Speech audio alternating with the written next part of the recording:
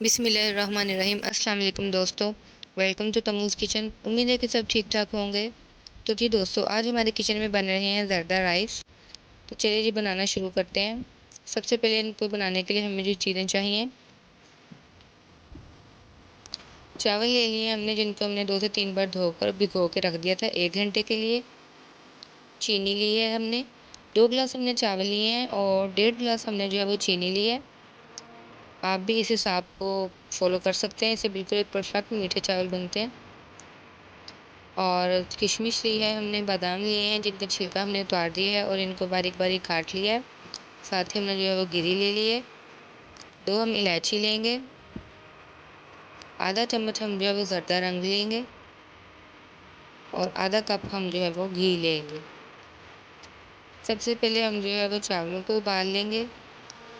कढ़ाई में हमने पानी डाल दिया है, अब हम इसमें जो है वो ज़र्दा रंग शामिल कर देंगे और इसको अच्छी तरह से मिक्स करेंगे। उसके उबलने का वेट करेंगे।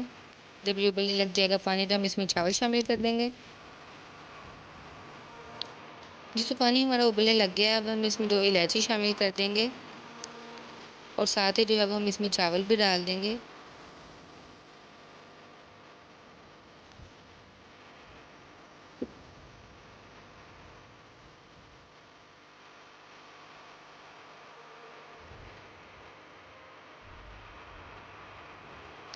चावल हमारे जो है वो उबलने लग गए हैं और अगर आपको थोड़ा डार्क कलर पसंद है चावलों का, तो आप इसमें ज़्यादा रंग और शामिल कर सकते हैं।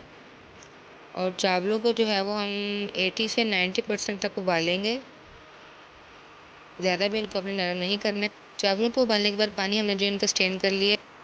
अब जी हम चलते हैं अपने नेक्स्ट स्टेप की तरफ।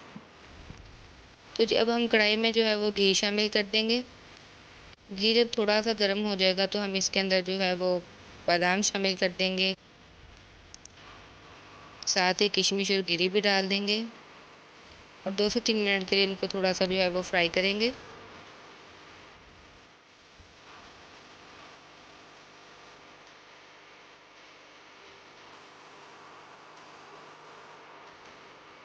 ये जो 2 से 3 मिनट के बाद, जैसे कि आप देख सकते हैं, ड्राई फ्रूट्स को हमने जो है वो फ्राई कर लिया है। अब हम इसमें चीनी शामिल कर देंगे और साथ ही हम इसमें जो है वो 1 कप दूध शामिल करेंगे। दूध डालने से चीनी जो है वो अच्छे से मेल्ट हो जाएगी और चावल हमारे जो है वो सॉफ्ट सॉफ्ट बनेंगे, बिल्कुल भी सख्त नहीं होंगे। आप दूध नहीं डालना चाहते तो आप पानी भी डाल सकते हैं, लेकिन दूध से जो है वो अच्छा रिजल्ट आता है। चीनी हमारी जो है वो अच्छे से मेल्ट हो चुकी है। अब हम जो है इसमें चावल डाल देंगे